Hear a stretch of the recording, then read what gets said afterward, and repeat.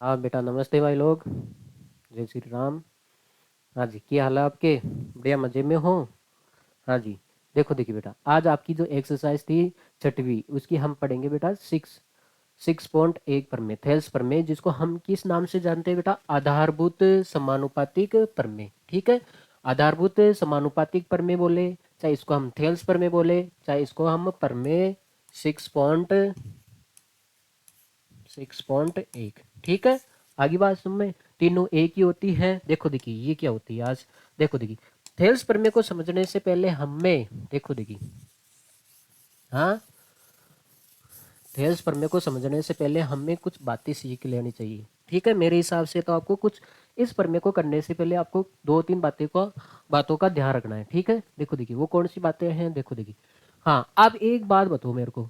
मैंने आपको पढ़ाया था, त्रिभुज तीन प्रकार के होते हैं: न्यून कोण, समकोण और अधिकोण, ये होता है। अब बताओ देखिए, त्रिभुज का एरिया निकालने का है ना, त्रिभुज का एरिया, त्रिभुज का आप क्षेत्रफल निकालते हो तो फॉर्मूला क्या होता है बेटा? 1/2 बेस इंटू हाइट, आधार गुणा ऊंचाई, ये होता है ना, आधार गुणा ऊंचाई। अब देखो देखिए, अगर आप देखो देखिए, तीन प्रकार की त्रिभुज है, इनका आप एरिया कैसे निकालते हो? अगर बेटा मैं इसको आधार मान लेता हूँ, इस रेखा को मैं क्या मान लेता हूँ? आधार। आधार।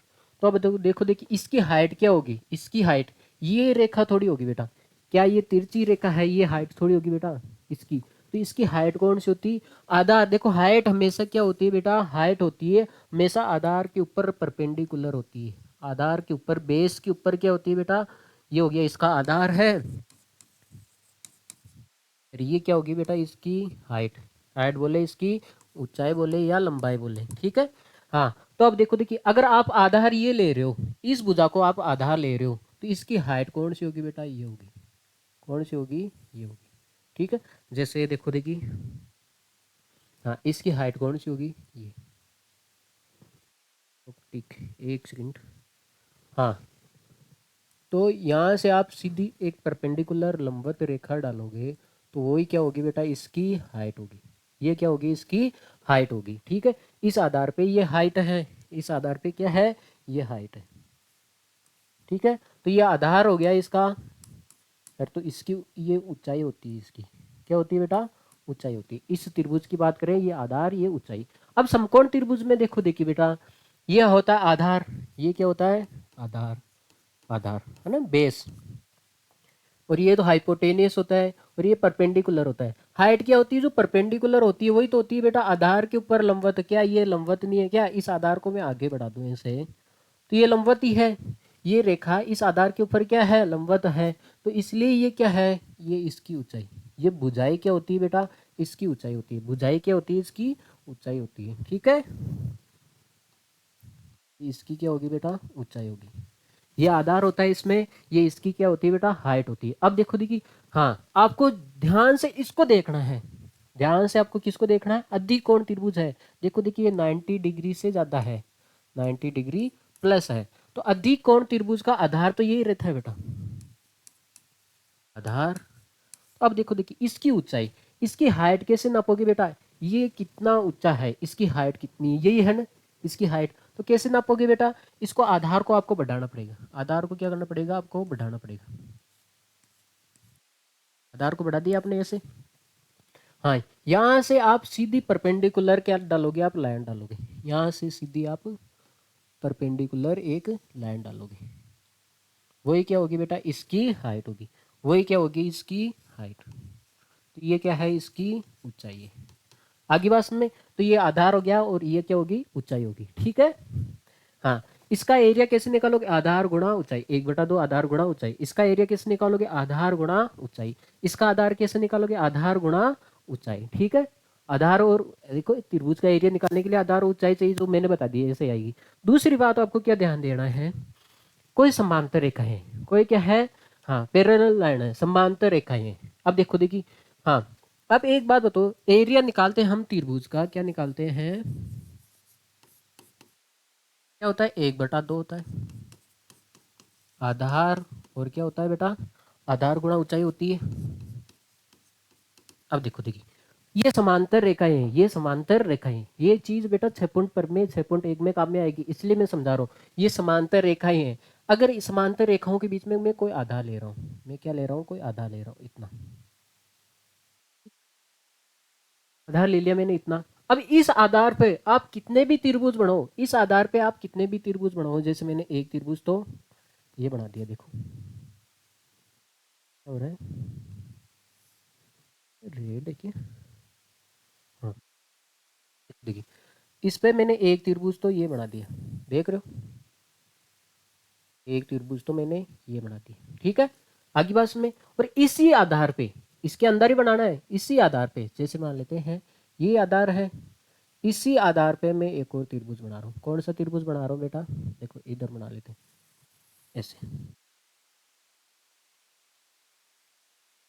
ये मैंने दो त्रिभुज बनाए, ये मैंने दो त्रिभुज बनाए। इन दोनों त्रिभुज का, एक तो इस त्रिभुज का एरिया और एक इस त्रिभुज का एरिया क्या होगा बेटा, सेम होगा। यदि समांतर रेखाओं के बीच में, हाँ आप अगर एक ही आधार पर बनाए गए समांतर रेखाओं के बीच में, यदि एक आधार, देखो दोनों त्रिभुजों का आधार क्या है, सेम ही है बेटा, यही तो आधार है दोनों का। हाँ, बनाए गए त्रिभुजों का क्षेत्रफल क्या होता है, बराबर होता है। समांतर रेखाओं के बीच एक ही आधार पर बनाए गए त्रिभुजों का क्षेत्रफल क्या होता है, बराबर होता है। क्यों बराबर होता है, देखो देखिए बेटा, हाँ एरिया, देखो एरिया निकालने के लिए आपको आधार चाहिए। देखो इस त्रिभुज का आधार और इस त्रिभुज का आधार दोनों का क्या है, सेम है, दोनों का क्या है, सेम है। बेटा देखो देखिए, 1/2 आधार गुणा ऊंचाई, आगे बात समझ में। अब देखो देखिए, 1/2 कर लेते हैं आधार। अगर इस त्रिभुज का आधार x है, तो इस त्रिभुज का भी आधार कितना होगा बेटा, x होगा।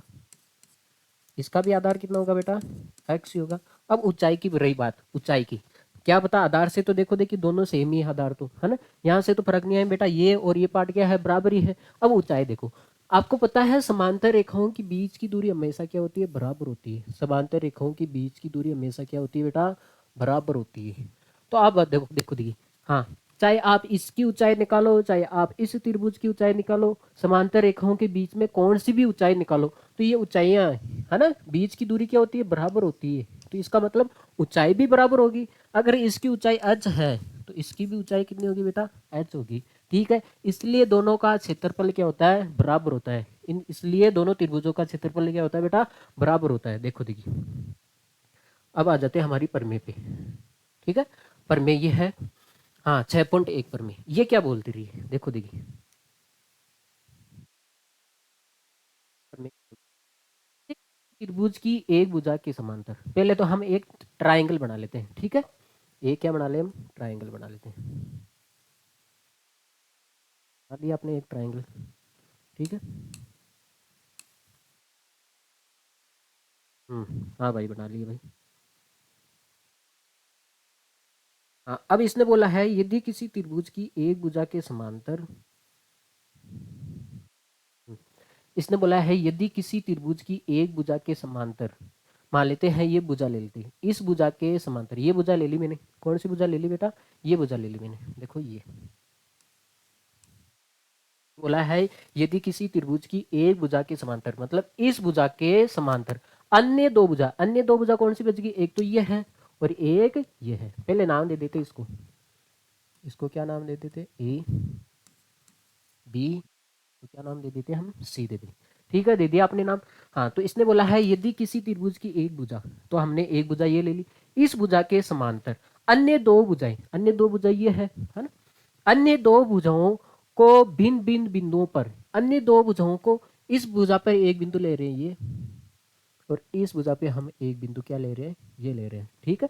भिन्न भिन्न बिंदुओं पर, हाँ भिन्न भिन्न बिंदुओं पर प्रतिच्छेद करने के लिए एक रेखा खींची जाए, एक रेखा खींची जाए, इन दोनों को प्रतिच्छेद करने के लिए एक रेखा खींची जाए। तो रेखा खींचोगे ऐसे ही आएगी बेटा, रेखा,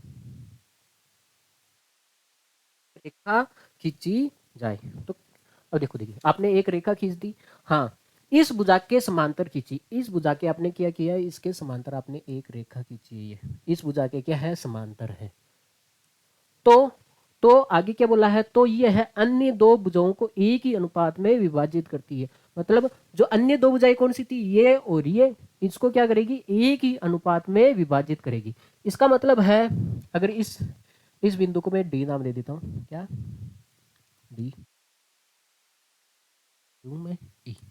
हाँ, अगर इस भुजा का अनुपात, इसका और इसका अनुपात 3:5 आ रहा है, तो इस भुजा का भी अनुपात कितना आएगा बेटा, 3:5 आएगा। इसका मतलब है इन दोनों भुजाओं को एक ही अनुपात में विभाजित करेगी। ये आपको सिद्ध करना है, ठीक है। अभी 3:5 नहीं आ रहा है, ये मैंने ऐसे उदाहरण के लिए दिया था, ठीक है।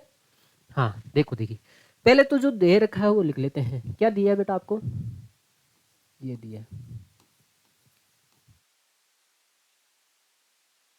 क्या दिया है, ये भुजा इसके समांतर है। मतलब BC है, जो BC है वो किसके समांतर है, DE के। जो BC है वो किसके समांतर है बेटा, DE के। तो आपको क्या सिद्ध करना है, सिद्ध करना है, आपको क्या सिद्ध करना है, ये करना है, इस साइड का जो भुजाओं का अनुपात आएगा और इसका भुजाओं का अनुपात, इसका अनुपात क्या आएगा बेटा, AD/DB। AD/DB इक्वल टू, उधर कौन सा है, AE, AE अपॉन क्या आएगा बेटा, EC। ये आपको क्या करना है बेटा, सिद्ध करना है। ये आपको क्या करना है, सिद्ध करना है। अब देखो, देखिए उसके लिए आपको थोड़ी रचना करनी पड़ेगी। जाहिर सी बात है, आपको चाय बनानी है तो उसमें मसाला, चीनी डालनी पड़ेगी। हाँ, हलवा बनाना है तो कुछ औजार डालना पड़ेगा उसके अंदर। औजार का मतलब ये नहीं, हाँ हाँ। तो देखो, देखिए इसके लिए आपको कुछ रचना करनी पड़ेगी। क्या करनी पड़ेगी, रचना। देखो, देखिए कौन सी रचना करनी पड़ेगी, इधर देखो दी।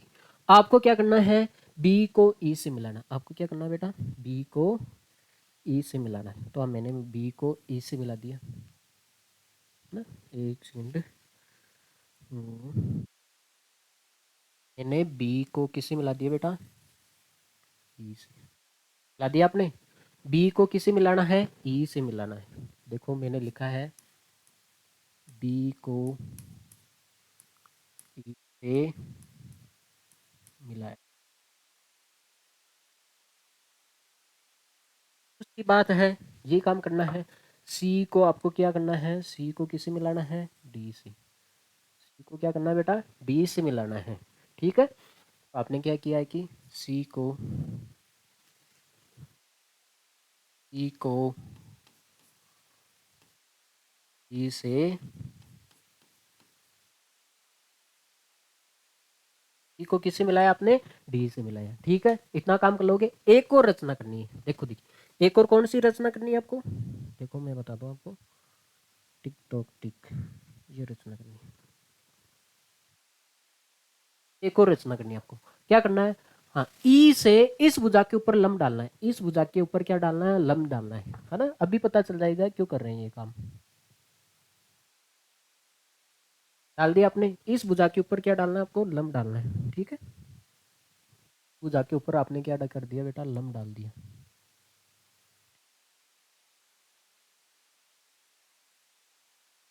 इस भुजा के ऊपर आपको लंब डालना है, डाल दिया आपने। तो इस लंब को मैंने नाम दिया है ई। क्या नाम दिया है, ई। तो इस ना, ई तो दीर्घ है, क्या नाम दे देते, अम नाम दे देते इसको, ठीक है। अम नाम दिया। तो आपने एक लंब डाला है ना, ई अम। भुजा के ऊपर डाला है आपने, इस भुजा के ऊपर आपने एक लंब डाला है, ठीक है बेटा। ऐसे है, ये भुजा है ए और ये भुजा है बी और ये है ई और ये क्या है, एम है। तो आपने एक लंब डाला है। तो ऐसे लिखोगे, जो ई एम है वो लंब है किसके ऊपर है, ए बी के ऊपर है, ठीक है। इतना काम कर लिया आपने, बस लास्ट एक और काम करना है, ठीक है। सारे मसाले तैयार हो जाएंगे। फिर क्या करना है बेटा आपको, यहाँ से डी से लंब डालना है इस भुजा के ऊपर। डी से लंब डालना आपको इस भुजा के ऊपर, ठीक है। हाँ, तो इस पॉइंट को मैं नाम नाम दे देता हूँ, ये लम डाल दिया आपने। इस पॉइंट को नाम दे देता हूँ मैं अन। क्या नाम दे देता हूँ, अन नाम दे देता हूँ, ठीक है। हाँ हाँ, तो आपने एक लम डाला है डी अन, कौन सी भुजा के ऊपर, ऐसी भुजा के ऊपर। आगे बात समझ में, ये आपने लम्ब डालना है, ठीक है। अब देखो देखिए, हाँ अब इसको क्या कर लेते हैं, उत्पत्ति, इसका प्रूफ देख लेते हैं, इसका क्या देख लेते हैं, प्रूफ देख लेते हैं। अब एक बात बताओ, आपको क्या चाहिए बेटा, एडी अपॉन डीबी चाहिए, एडी और डीबी चाहिए। ये देखो ये कौन सी भुजा में आ रहा है, इसमें आ रहा है, एबी में आ रहा है ना, एबी में है ना, ये कौन सी भुजा में आ रहा है, एबी में। अब देखो देखिए मैं आपको, हाँ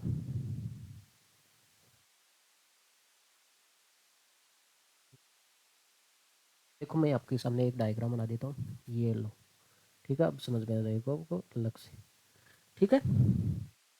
हाँ एक मिनट, एक रेखा भी ड्रॉ कर देता हूँ इसमें।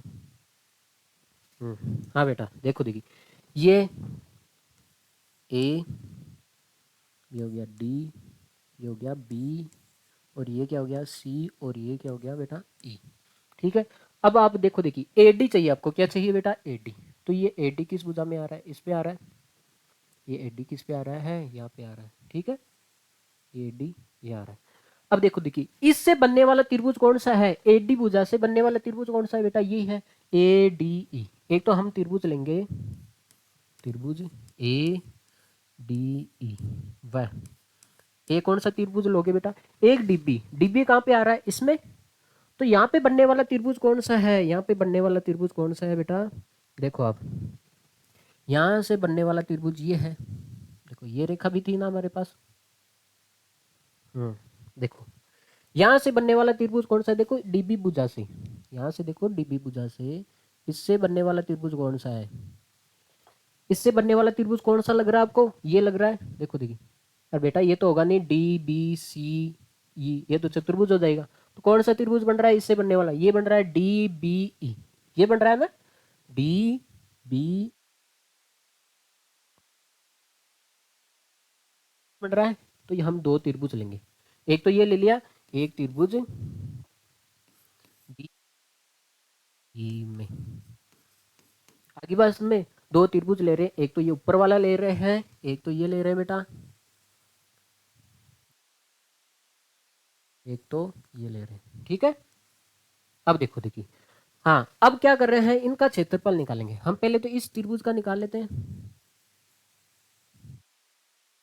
त्रिभुज ए डी ई, इसका हम एरिया निकालेंगे। क्या होता है बेटा, 1/2 आधार गुणा ऊंचाई, आधार गुणा ऊंचाई, तो 1/2 इसका आधार, देखो देखिए मैं इसका आधार मान रहा हूँ बेटा एडी, क्या मान रहा हूँ, आपको एडी चाहिए ना, तो ये आधार मान रहा हूँ, क्या मान रहा हूँ मैं, एडी आधार है, इसका क्या है, एडी आधार है। जब ये एडी आधार है, तो अब ऊंचाई क्या होती है बेटा, इसके ऊपर लंबवत होती है, बेटा ये आधार है, ये क्या है, आधार है, ये आप देख रहे हो, ये आधार है, मैंने इसको आधार माना है, ठीक है, इसको मैंने क्या माना है, आधार माना है। तो इसकी ऊंचाई कौन सी होगी, ये होगी ना बेटा, ये डी, हाँ ई एम, आधार ये है, ऊंचाई कौन सी होगी, ये होगी, ये आधार लोगे तो ऊंचाई ये हो जाएगी ई एम, क्या हो जाएगी, ई एम। अब देखो देखिए, आ गया इसका एरिया। अब हम इस त्रिभुज का एरिया निकाल लेते हैं, ठीक है, कौन सा है, डी बी ई। अब देखो दी, 1/2 आधार बेस गुणा हाइट होती है, आधार गुणा ऊंचाई, तो 1/2।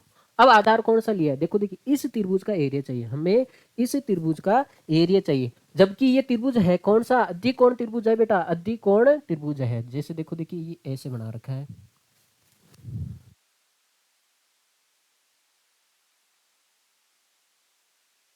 अधिकोण त्रिभुज बना रखा है ऐसे,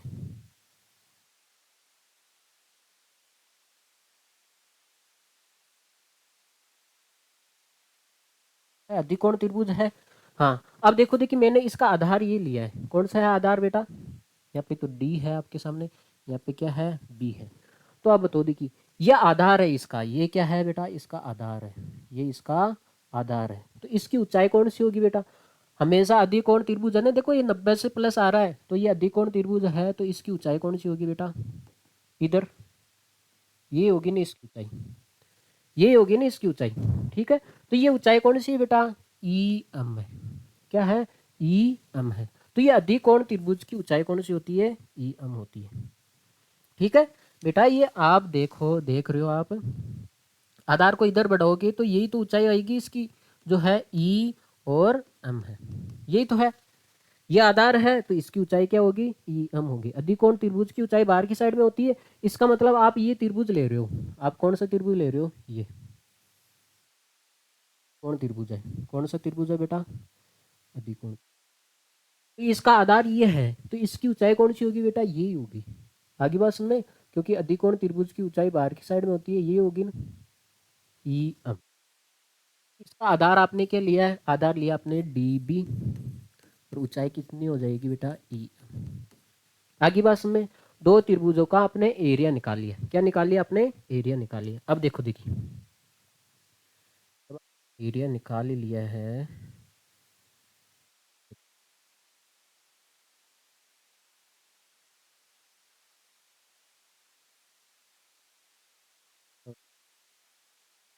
लेट क्यों नहीं हो रहा है।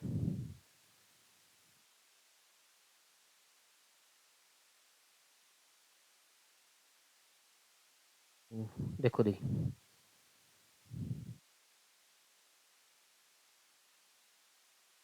देखो आपने दो त्रिभुजों का एरिया निकाल लिया, ये तो हो गया इक्वेशन फर्स्ट, और ये क्या है, इक्वेशन सेकंड है। ये इक्वेशन फर्स्ट है और ये इक्वेशन सेकंड है। अब देखो देखिए, मैं मेरे को क्या चाहिए बेटा, A D upon D B चाहिए। तो इसका मतलब ए डी तो इसमें आ रहा है और डी बी इसमें आ रहा है, तो समीकरण एक में आप दो का भाग लगाओगे। समीकरण इक्वेशन फर्स्ट में किसका डिवाइड लगाओगे, इक्वेशन सेकंड का। तो इक्वेशन फर्स्ट क्या है, इधर देखो देखिए, एरिया, एरिया त्रिभुज ए डी ई, एरिया त्रिभुज ई बी ई। तो इसका एरिया कितना है, 1/2। आधार कितना है इसका, ए डी। इसकी ऊंचाई कितनी है बेटा, ई एम, ठीक है। इसका एरिया 1/2, बी डी, तो आप 1/2 से 1/2 कट रहा है, ई एम से ई एम कट रहा है, कट रहा है ना, ई एम से ई एम। तो कितना बच गया, A D upon D B. कितना बच गया बेटा, A D upon D B. इस समीकरण को मैं नाम दे रहा हूँ बेटा, ये ए इक्वेशन है। कौन सी इक्वेशन नाम दे दिया मैंने, ए दे दिया, ठीक है। अब देखो देखिए, आपने एक और दो इक्वेशन आ गई, इसको आपने डिवाइड दिया तो आपने देखो आधा आधा काम तो कर लिया, A D upon D B आ गया ना, A D upon D B.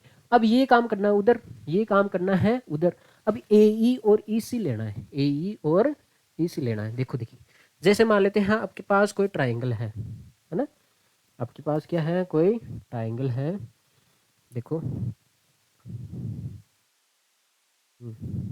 देखो आपके पास एक ट्राइंगल है, ठीक है।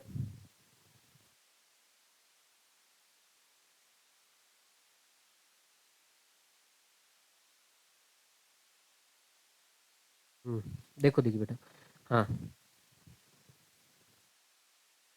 ट्राइंगल था आपके सामने, ए बी, और पे एक भुजा थी आपके सामने, ये भुजा थी, ठीक है। ये समांतर भुजा थी, ओके। ये समांतर भुजा थी आपके सामने, ठीक है। हाँ, इस भुजा का क्या नाम था, ये थी डी और ये थी ई। अब आपको चेक क्या चाहिए बेटा, ए ई और ई सी चाहिए, ए ई और ई सी चाहिए। तो आप देखो देखिए, ये चाहिए तो आपको देखो देखिए, दो तीन बातें ध्यान रखनी है। कौन सी, देखो इसको कैसे निकालोगे, हाँ, इसको कैसे निकालोगे, देखो, हाँ, देखो देखिए, आपने यहाँ से आपने यहाँ से लम डाला था एक, और एक आपने इसको यहाँ पे मिलाया था, ठीक है। ये देखो, ये दो चीज काम में आएगी। ये इस पॉइंट का नाम था बेटा एन, जो क्या था, लंबवत था। हाँ, अब देखो देखिए, आपको देखो इस त्रिभुज का एरिया निकालना। देखो देखिए, ए ई चाहिए, तो ए ई चाहिए तो कौन से त्रिभुज लोगे, वही लोगे, ए, बेटा यही त्रिभुज लोगे, ए ई डी ए, ओके। भुजा कौन सी त्रिभुज को कवर कर रही है, इसको ही कर रही है। तो हम कौन सा त्रिभुज लेंगे बेटा? त्रिभुज ए ए हाँ ए डी ई बोल दे, है ना, ए डी ई, वह त्रिभुज। अब आपको क्या चाहिए बेटा? ये भुजा चाहिए, ई सी भुजा चाहिए। क्या चाहिए? ई सी। तो ये ई सी भुजा किस त्रिभुज को कवर कर रही है? ये ई सी भुजा आप देख रहे हो, ये इस त्रिभुज को कवर कर रही है। किसको कर रही है ना? आप एक त्रिभुज ये लोगे, ठीक है, ये बस में ये ई सी भुजा किसको कवर करिए? इस त्रिभुज को। तो कौन सा त्रिभुज लोगे बेटा? एक त्रिभुज ई सी डी में। अब दोनों त्रिभुजों का क्या निकालना है? एरिया। पहले हम इसका निकाल लेते हैं एरिया, ए डी ई। क्या होता है एरिया? 1/2 आधार गुणा ऊंचाई। अब देखो देखिए 1/2 आधार। अब देखो देखिए, आप इस त्रिभुज का आधार ये ले रहे हो, इस त्रिभुज का आप आधार ये ले रहे हो, तो देखो देखिए ऊंचाई क्या हो जाएगी? हम्म, तो आप आधार ये ले रहे हो, इसको आप आधार ले रहे हो। क्या ले रहे हो आप? आधार। ये आधार है, तो आधार ऊंचाई कौन सी होती है? आधार के ऊपर बिल्कुल लंबवत होती है। ये रेखा क्या है? लंबवत है। तो इसकी ऊंचाई ये हो जाएगी। आधार कितना है बेटा? आधार है आपके सामने ए ई। आधार गुणा ऊंचाई। ऊंचाई क्या होती है? इसके ऊपर आधार के ऊपर जो लंबवत होती है वो ऊंचाई होती है। ऊंचाई कौन सी बेटा? D N. कौन सी है? D N. तो ये हमारी इक्वेशन होगी थर्ड, ठीक है। अब देखो देखिए, ये ले लेते हैं त्रिभुज एरिया, इसका एरिया निकाल लेते हैं ई डी। क्या होता है एरिया निकालने का? 1/2 आधार गुणा ऊंचाई। अब देखो देखिए, इसका आधार कौन सा है? ये है। इसका आधार कौन सा है? ये है। देख रहे हो आप, ये आधार है। अब देखो देखिए, जाहिर सी बात है बेटा, ये अधिकोण त्रिभुज है। ये कौन सा त्रिभुज है? अधिकोण त्रिभुज है। आपने इसको आधार लिया, इसको आपने क्या लिया बेटा? आधार लिया ये। तो इसकी ऊंचाई कौन सी होगी? अधिकोण त्रिभुज की ऊंचाई क्या होती है? बाहर की साइड में होती है, इधर। ये होगी इसकी ऊंचाई। तो ये आधार है इसका, ये इसका आधार है, तो इसकी ऊंचाई कौन सी होगी? यही होगी ना, ठीक है। अभी भी मैंने समझाया अधिकोण त्रिभुज की ऊंचाई। तो ये कौन सी है? एन। ये क्या है? डी। और ये है ई। और ये क्या है? सी। तो आधार है हमारा 1/2। आधार कौन सा है? ई सी मल्टीप्लाई ऊंचाई कौन सी इसकी? डी एन ही होगी। ऊंचाई कौन सी होगी बेटा? D N. ये हमारी होगी इक्वेशन फोर्थ। ये हमारी होगी इक्वेशन फोर्थ। अब देखो देखिए, आप देख लिया इतना तो, देखो आप। अब एक बात बताओ मेरे को, हाँ हमें क्या चाहिए? हमें क्या चाहिए बेटा? कहाँ मर गया? हाँ हमें चाहिए ए E upon E C. A E upon E C, ठीक है। हमें चाहिए ए ई अपॉन ई सी। तो ए ई इसमें आ रहा है और इसी इसमें आ रहा है, तो इसका मतलब है आपको समीकरण, मतलब है आपको समीकरण 3 में किसका भाग लगाओगे? समीकरण 3 में भाग लगाओगे समीकरण 4 का। तो 3 में भाग लगा लेते हैं। Area A D E equal to area E D, divide कर देते हैं 1/2। समीकरण 3 कौन सी? A E multiply D N 1/2 E C multiply D N. तो आप क्या देख रहे हो? ये देखो देखिए, ऊपर नीचे सेम है तो कट गया ये भी सेम था, ये भी कट गया, तो कितना बचा है? ए ई अपॉन ई सी।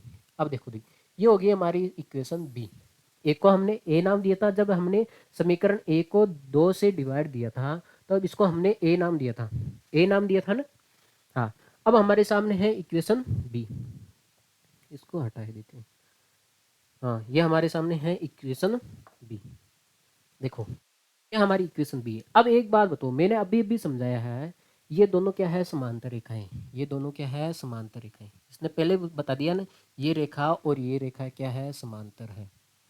ये दोनों रेखाएं क्या है बेटा? समांतर है। तो आप देखो,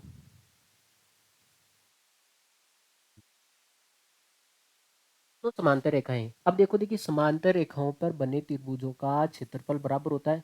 अब देखो देखिए कौन से दो त्रिभुज बन रहे हैं, एक तो देखो आप डी ई ओ बी और सी। आप देखो एक तो देखो समांतर, इसका आधार सेम है, इसका क्या है आधार सेम है, तो एक तो ये त्रिभुज बन रहा है, एक तो ये त्रिभुज बन रहा है, समांतर रेखाओं के बीच में बन रहा है, एक तो ये त्रिभुज है। त्रिभुज कौन सा है ये है डी एरिया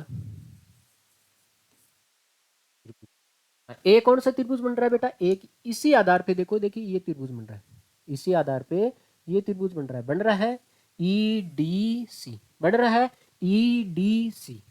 तो है ना, इसको क्या नाम दे देते हैं ई सी डी, ये त्रिभुज बन रहा है।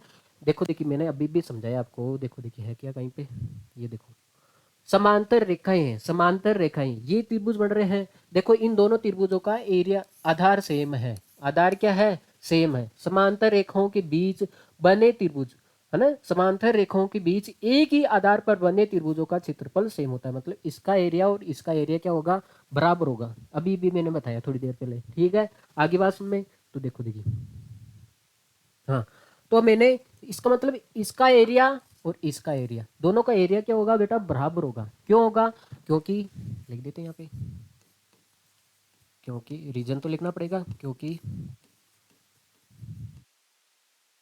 समांतर रेखाओं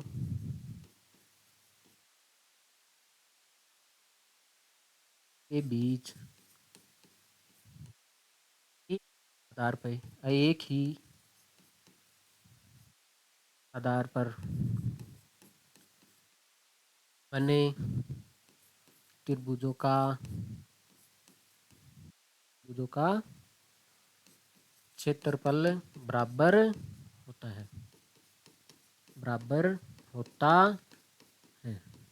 आगे बात समझ में, तो ये हो गया इसकी बात, तो ये लिख सकते हो आप, बेस हो गया आपका सवाल ये आप इसकी जगह ये लिख सकते हो। अब देखो देखिए यहाँ पे देखो आप गौर करने वाली बात है, इसमें E C D E C D E C D area है, ई सी डी एरिया है, ई सी डी ये इसके बराबर है, तो बताओ इसकी जगह में ये लिख दो, कोई आपत्ति, अरे इसकी जगह ये लिख दूं है ना, तो समीकरण देखिए area A D C D, area E C D ये किसके बराबर है, ये ई सी डी किसके बराबर है बेटा इसके बराबर है, तो आप ये लिख सकते हो, ये लिखो दोनों बराबर ही तो है ना, आ रहा है बेटा ए ई अपॉन ई सी, इसको मैं समीकरण सी नाम दे रहा हूँ। अब देखो देखिए कंपैरिजन करो, कंपैरिजन करो, यहाँ पे आ रहा है त्रिभुज ए डी सी ए डी ई, और यहाँ पे आ रहा है ई डी सी, और यहाँ पे इक्वेशन स्पष्ट देखो आप ए, ये देखो आप वही आ रहा है area A D E, area A D ई, नीचे क्या आ रहा है डी बी ई, नीचे क्या आ रहा है बेटा डी बी ई, तो हमने देखो देखिए ये लिखा है डी बी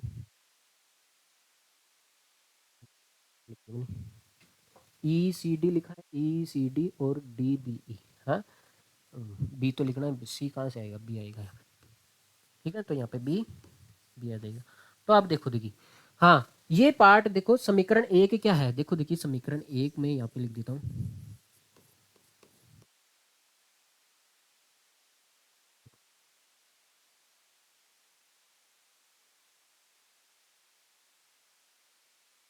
ये थी हमारी समीकरण एक, देखो देखिए ये थी ना, हाँ एरिया ए डी ई और डी बी ई यही है,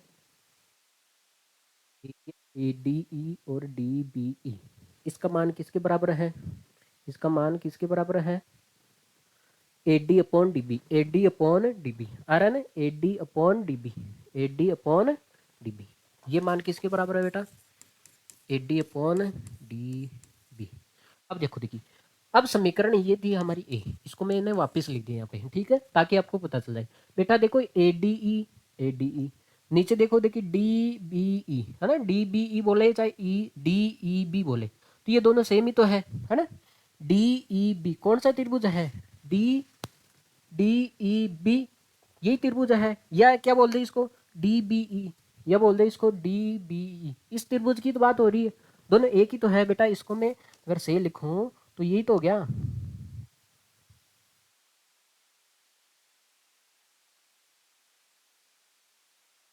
ये तो है। अब देखो, आप ये पार्ट दोनों बराबर है, ये दोनों पार्ट बराबर है, तो बताओ ये दोनों पार्ट भी हो जाएंगे आपस में बराबर। ये समीकरण, समीकरण सी और ए सी, बेटा इधर के ये दोनों पार्ट बराबर हैं, तो इसका मतलब ये भी बराबर होना चाहिए, तभी तो बराबर है। तो ए ई पार्ट भी बराबर होना चाहिए, तो ये दोनों पार्ट क्या है, ये इसके बराबर होना चाहिए। तो A D upon D B equal to A E upon E C. देखो देखिए, ये आपको सिद्ध करना था, ये करना था, A D upon D B, A D upon D B, A E upon E C, A E upon E C. ठीक है, अब देखो देखिए, जल्दी जल्दी एक बार इसका रिवीजन कर लेते हैं। देखो देखिए क्या बोला है, इसने दिया है ये भुजा इस भुजा के क्या है, समांतर है। जब समांतर है तो आपको भुजाओं का अनुपात बराबर करना है। तो भुजाओं का अनुपात एक तो ए डी और डी बी, तो ए डी कौन सा आ रहा है ये, और डी बी कौन सा आ रहा है ये आ रहा है। तो ये दोनों त्रिभुज लेने, एक तो ये लेना है और एक ये लेना है, एक तो ये त्रिभुज लेना है आपको और एक ये त्रिभुज लेना है। इसका एरिया निकालना है, दोनों त्रिभुजों का क्या निकाल दे, हम एरिया निकाल दे, एरिया निकालना पड़ेगा। तो इस त्रिभुज का एरिया निकालोगे तो ये आधार हो गया, इसकी ऊंचाई कौन सी होगी, ये होगी। ठीक है, तो आपने लिख दिया 1/2 आधार गुणा ऊंचाई। ठीक है, आधार हो गया ए डी, ऊंचाई कौन सी होगी ई एम। ठीक है, हाँ, इसका एरिया निकालोगे, इसका एरिया निकालोगे, अधिकोण त्रिभुज है ये, है ना, ऑब्ट्यूस एंगल है, ऑब्ट्यूस ट्राइंगल है ये। तो देखो देखिए, अधिकोण त्रिभुज है तो ये तो आधार हो गया, तो इसकी ऊंचाई कौन सी होगी, ये होगी बेटा, इसकी ऊंचाई कौन सी होगी, डी डी बी और ई एम। आप देखो देखिए, आपको A D upon D B चाहिए, है ना, जो आपको सिद्ध करना उसमें पे ध्यान, इस पे भी ध्यान दो ना बेटा, इसमें क्या है A D upon D B. तो ये कैसे आएगा, समीकरण एक में दो का डिवाइड दे देते हैं, तो A D upon D B आ गया। अब ऐसे ही आपको क्या करना, ए ई अपॉन ई सी चाहिए, ए ई ये और ई सी ये चाहिए। तो कौन सा त्रिभुज बन रहा है, एक तो ये बन रहा है और एक ये बन रहा है, इधर वाला, इधर वाला बन रहा है। देखो देखिए, आपको ये ए ई चाहिए और ई सी चाहिए, तो ये किस में आ रहा है, एक तो इस त्रिभुज में आ रहा है ए डी ई, एक तो मैंने त्रिभुज लिया ए डी ई, और एक ई सी चाहिए, तो ई सी कौन से त्रिभुज में आ रहा है, इसमें आ रहा है ई डी सी, इसमें आ रहा है ना ई डी सी में। ठीक है, इस दोनों त्रिभुजों का आपने एरिया निकाल दिया आपको। हाँ, ए ई अपॉन ई सी चाहिए, तो 3 में 4 का भाग लगा दिया, बस आगे बात समझ में। अब देखो देखिए, अब आपको जाहिर सी बात है, ये दो समांतर रेखाएं हैं, दो समांतर रेखाएं हैं, तो एक ही आधार पर बनने वाले, इस आधार पे देखो एक तो ये त्रिभुज बन रहा है, और इसी आधार पे देखो देखिए एक ये त्रिभुज बन रहा है, बन रहा है, दो त्रिभुज बन रहे हैं, ये दो त्रिभुज बन रहे हैं। तो इसका मतलब इनका एरिया, क्योंकि समांतर रेखाओं के बीच एक ही आधार पर बने त्रिभुजों का क्षेत्रफल क्या होता है, बराबर होता है, तो ये बराबर हो गया। ठीक है, तो आप देखो देखिए, ई सी डी की जगह आप ये लिख सकते हो, ये लिख सकते हो ना, ई सी आप डी ई बी लिख सकते हो, तो आपने इसकी जगह आपने ये लिख दिया, तो आप समीकरण बन गई सी। तो आपने सी और फर्स्ट का कंपैरिजन किया है, ए का और सी का, ये दोनों बराबर है, तो ये भी क्या हो गए, बराबर हो गए। ठीक है बेटा, इसको उतार लिया जाए। ठीक है,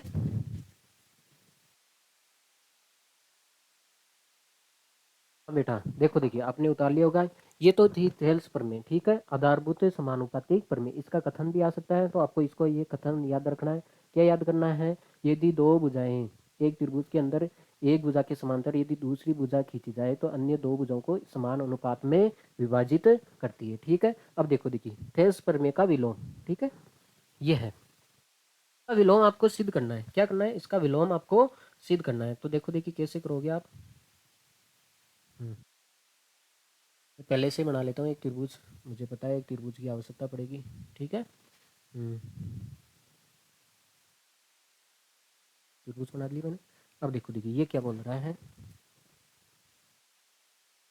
बोल रहा है बेटा, यदि एक रेखा किसी त्रिभुज की दो भुजाओं को एक ही अनुपात में विभाजित करती है, ये थी एक रेखा, तो आपको एक रेखा खींचनी है, क्या खींचनी है, एक लाइन खींचनी है। ठीक है, तो हम एक लाइन खींच लेते हैं। हाँ, आपने एक लाइन खींच दी, ये रही। आपने ये रेखा क्या करती है, हाँ इस त्रिभुज को नाम दे देते हैं ए बी और सी। ये रेखा को नाम दे दिया हमने डी और ये ई। ये रेखा इस त्रिभुज की दो भुजाओं को समान अनुपात में विभाजित करती है। ये बोला है यदि एक रेखा किसी त्रिभुज की दो भुजाओं को एक ही अनुपात में विभाजित करे तो यह तीसरी भुजा के समांतर होती है। ये रेखा किसके समांतर होती है, तीसरी भुजा के समांतर होती है। इसका मतलब विलोम है, ये थेल्स प्रमेय का विलोम है। तो इसका मतलब क्या दिया आपको, उसका उल्टा ही दिया है ना, दिया है। बोला है बेटा यदि एक रेखा किसी त्रिभुज की दो भुजाओं को एक ही अनुपात में विभाजित करती है, इन दोनों भुजाओं को, एक तो ये भुजा है बेटा, एक तो ए बी और एक ए सी, इसको आप एक ही अनुपात में विभाजित करती है। एक ही अनुपात का मतलब जो इस भुजा का अनुपात होगा ए बी का, हाँ ए बी का अनुपात क्या होगा बेटा, A D upon D B. इस भुजा का जो अनुपात होगा, इसका जो अनुपात होगा वही इसका अनुपात होगा। ठीक है,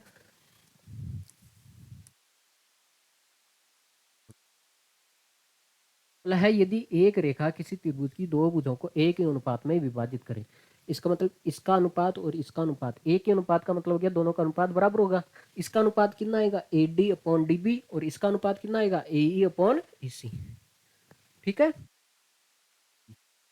दिया गया सी, हाँ ये चीज दी। अगर ये रेखा इन दोनों भुजाओं को एक ही अनुपात में विभाजित करती है तो यह रेखा तीसरी भुजा के समांतर होती है। मतलब तीसरी भुजा कौन सी बच गई, ये इस दो को तो समान अनुपात में विभाजित करिए, तो त्रिभुज की तीसरी भुजा कौन सी बच गई, ये इसको क्या करती है, ये आपको ये सिद्ध करना है। क्या सिद्ध करना है,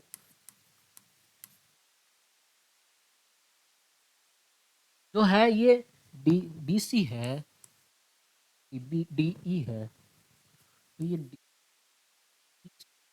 होती है समांतर होती है, बीसी की क्या होती है, ये समांतर होती है। ये आपको क्या करना है बेटा, सिद्ध करना है। ठीक है, अब देखो देखिए, हाँ अब देखो मैं एक रचना करने जा रहा हूँ।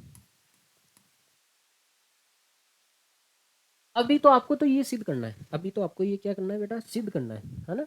अभी सिद्ध नहीं है ये समांतर है या नहीं। अब एक बात बताओ मेरे को, मैं एक काल्पनिक रेखा खींचता हूँ बेटा, इस भुजा के समांतर ये है या नहीं है वो तो हम बाद में सिद्ध करेंगे। अब बताओ देखिए, इस भुजा के समांतर अपने मुंह उठा के आप एक रेखा खींच सकते हो समांतर, अपने हिसाब से खींच सकते हैं ना।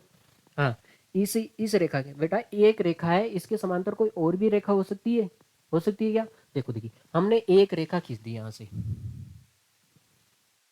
एक रेखा खींच दी यहाँ से, देखो एक रेखा खींच दी हमने,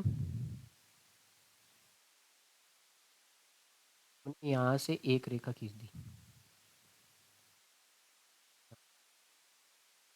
हम्म, इसको नाम दे दिया मैंने ई डेस अप, नाम दे देते हैं इसको, क्या नाम दे देते हैं अप, कुछ और भी नाम दे सकते हैं, अप नाम दे दिया। अब देखो देखिए हमने रचना खींची है भाई, इसको तो आपको पता नहीं है, आपको पता नहीं है तो आपको सिद्ध करना है ये इसके समांतर है या नहीं है। तो हमने अपने मर्जी से एक रेखा खींच ली, इसके समांतर हमने एक रेखा खींच ली भाई, हाँ ये रेखा इसके समांतर है। ठीक है, तो आपने क्या किया कि रचना में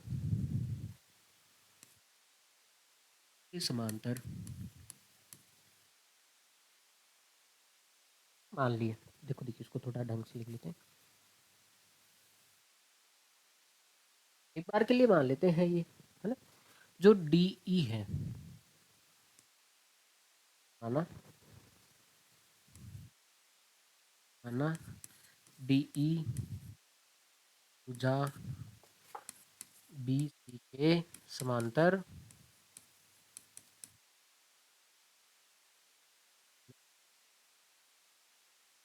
को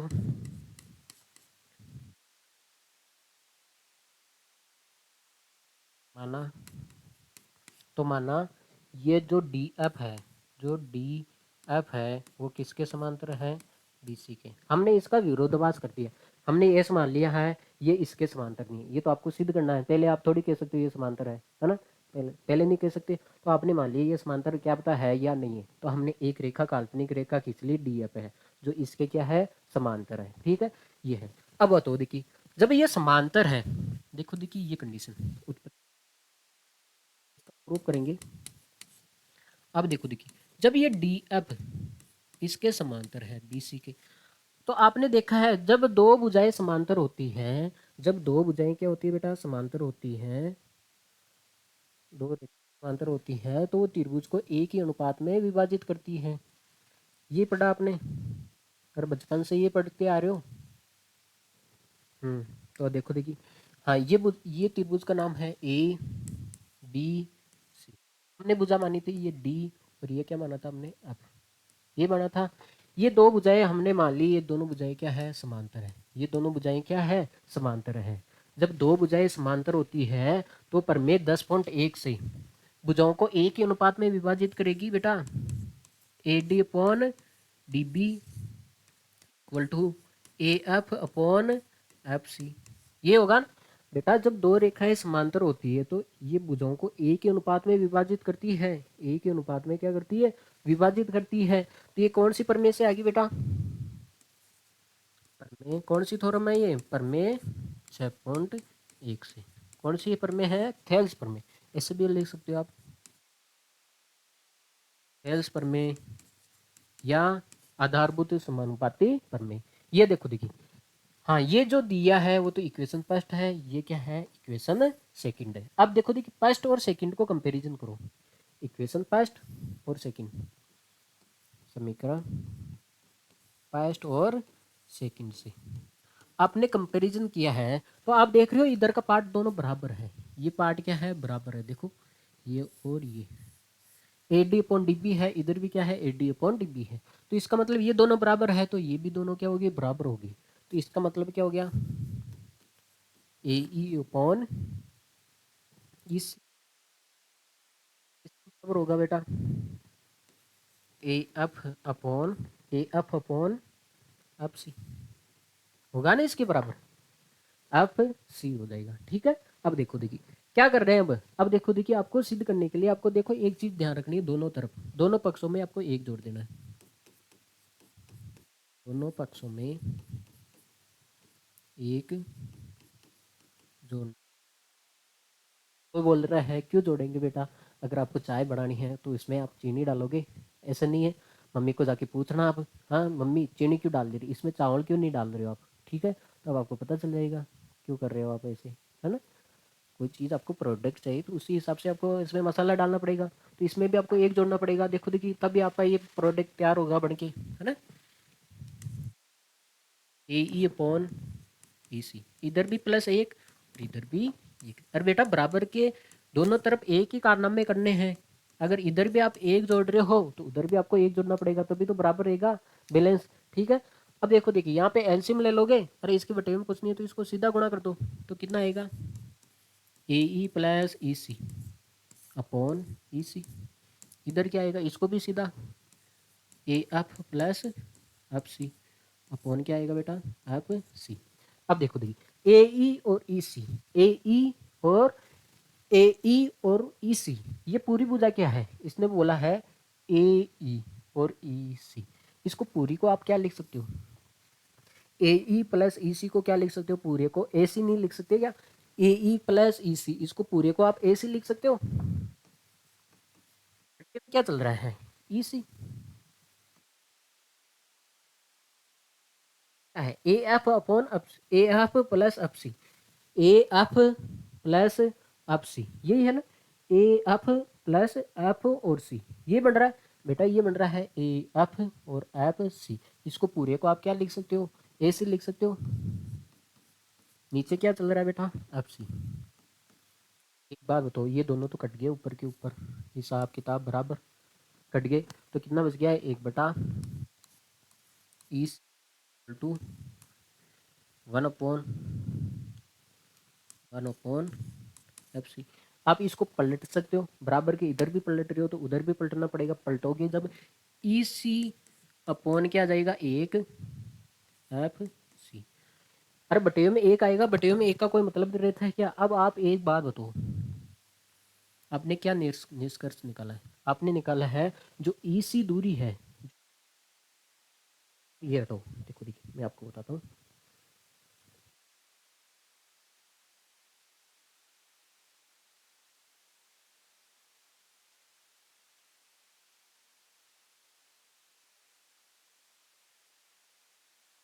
का मतलब आपने क्या निकाला है, इसने आपने निकाला है जो ई सी है, जो ये दूरी है, ये मान लेते हैं ई सी 5 सेंटीमीटर है, तो ये किसके बराबर है, एफ सी के। तो मतलब एफ सी भी कितना होगा, 5 ही होगा। ये दोनों क्या है, बराबर है। ये दोनों क्या है, बराबर है। ये बराबर कब होंगे, जो आपने काल्पनिक रेखा खींची थी वो गलत थी। ये बराबर कब हो सकते हैं, ये रेखा, ये बिंदु, दोनों बिंदु एक ही जगह हो, मतलब एफ भी यहीं पे हो और ई भी क्या पे हो, यहीं पे हो, तभी तो ये दोनों दूरियां क्या आएगी, बराबर आएगी। अगर ये बिंदु आप एफ आप यहाँ पे लेते हो तो ये दूरी तो ज्यादा हो गई ना, एफ सी तो ज्यादा हो गया, एफ सी क्या हो गया, ज्यादा हो गया। इसका मतलब ये दोनों बिंदु आपने जो माना है और जो इसका बिंदु है, ये दोनों बिंदु क्या है, एक ही जगह है। ये दोनों बिंदु क्या है बेटा, एक ही जगह है। ठीक है, तो आप क्या लिखोगे, देखो देखिए मैं यहाँ पे लिख देता हूँ, ठीक है।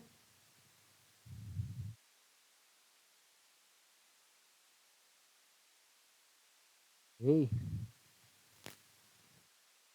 नहीं लिखने दे रहा भाई। हाँ,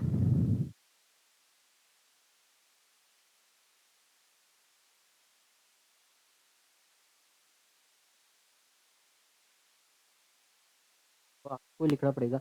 ये क्या है बेटा, ई और एफ संपाती है एक दूसरे के ऊपर, क्या है मैं यहीं पे लिख देता हूँ। चलो आगे लिख लेते हैं। इसका मतलब है जो ई और एफ है, बिंदु बिंदु ई व एफ एक दूसरे के एक दूसरे के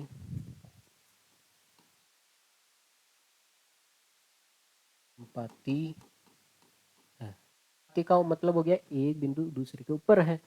जब संपाती है तो इसका मतलब क्या हो गया, आपको दिया है ना ये ई सी, ई सी है ना, आपने ये सिद्ध किया था ना, ई सी ई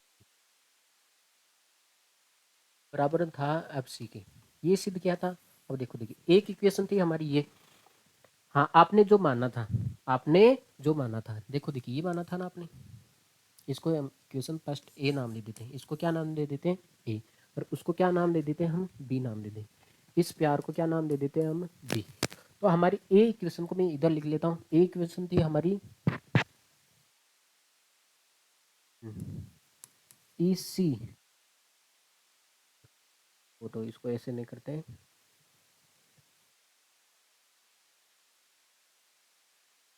बेटा, ई एफ और बी सी है ना। हाँ ये तो होगी हमारी इक्वेशन बी। हाँ इक्वेशन ए थी हमारी, एफ सी समांतर है बी सी के, ये हमारी इक्वेशन ए थी। ठीक है, अब बताओ देखिए, क्या एफ सी की जगह, ये दोनों क्या है, बराबर है, तो एफ सी की जगह मैं ई सी लिख दूं, एफ सी की जगह मैं ई सी लिख दूं, तो ई सी बराबर क्या हो जाएगा बेटा, हो जाएगा, क्या लिख रहे हैं भाई, ना ना, एक सेकंड रुकोगे आप।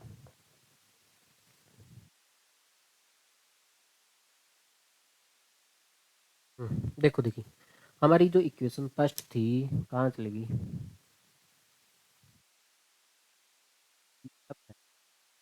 हाँ देखो देखिए, अब एक बात बताओ, इक्वेशन फर्स्ट डी एफ थी बेटा, डी एफ किसके समांतर थी, बी सी के। और ये हमने सिद्ध किया है जो ई सी है वो किसके समांतर है, किसके बराबर है, एफ सी के। और हमने बताया था ये दोनों बिंदु हैं, दोनों बिंदु क्या है, जो ई भी यहीं पे है और एफ भी क्या है, यहाँ पे है। तो बताओ देखिए, जो डी एफ होगा, जो डी एफ होगा, जो डी ई होगा, वही तो क्या होगा बेटा, बी एफ होगा, है ना। बेटा ये दोनों बिंदु एक ही जगह है, दोनों बिंदु क्या है, एक ही जगह लिखा है ना, एक दूसरे के क्या संपाती है। जब दोनों बिंदु एक ही जगह है तो डी से दूरी, दोनों की दूरी भी क्या होगी, बराबर होगी। डी से दोनों की दूरी भी क्या होगी बेटा, बराबर होगी। इसका मतलब डी एफ किसके बराबर होगा, हाँ डी ई किसके बराबर होगा, डी एफ के बराबर होगा। अब इसको हम नाम दे देते हैं समीकरण बी। तो आप देखो देखिए, डी एफ की जगह, ये हमारी समीकरण ए थी, डी एफ की जगह आप क्या लिख सकते हो, डी ई लिख सकते हो। और ये आपको सिद्ध करना था, डीई समांतर है बीसी के, डीई समांतर है, डीई समांतर है बीसी के। ठीक है, देखो देखिए इसको एक बार मौखिक देख लो आप, ऐसे ओरल देख लो।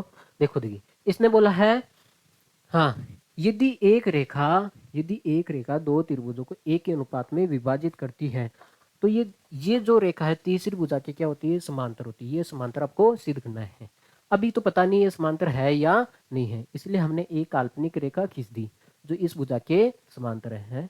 जब ये समांतर है तो आप पर में 10.1 लगा सकते हो, इक्वेशन बन गई। सेकंड तो फर्स्ट इसका नाम दिया और सेकंड ये, तो आप कंपैरिजन किया है तो ये दोनों क्या होंगे, बराबर हो जाएंगे। ये दोनों क्या हो जाएंगे, बराबर हो जाएंगे।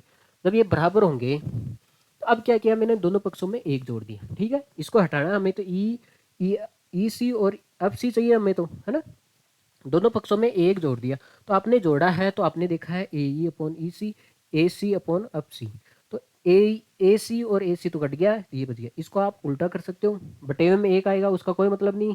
तो ई सी और अब सी क्या है, बराबर है। मतलब जो ये दूरी और जो ये दूरी थी ये दोनों बराबर दूरियां थी। इसका मतलब दोनों बिंदु एक ही जगह है, तभी तो दोनों बेटा इसने बोल अभी अभी सिद्ध किया है जो ई सी है वो अब सी के बराबर है। इसका मतलब ये दूरी ईसी की दूरी और अब ईसी की दूरी और अब सी की दूरी क्या है, बराबर है। इसका मतलब क्या है, दोनों बिंदु एक ही जगह है। दोनों बिंदु क्या है, एक दूसरे के संपाती है। ये दोनों क्या है, बराबर है। मतलब दोनों बिंदु एक ही जगह।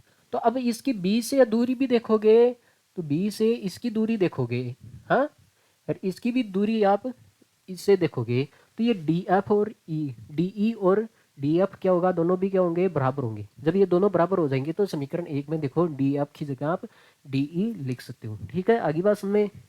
ठीक है बेटा, आज के लिए इतना ही काफ़ी। कल क्या करेंगे हम, हाँ, एक्सरसाइज 6.2। ठीक है बेटा, बाय, टेक केयर।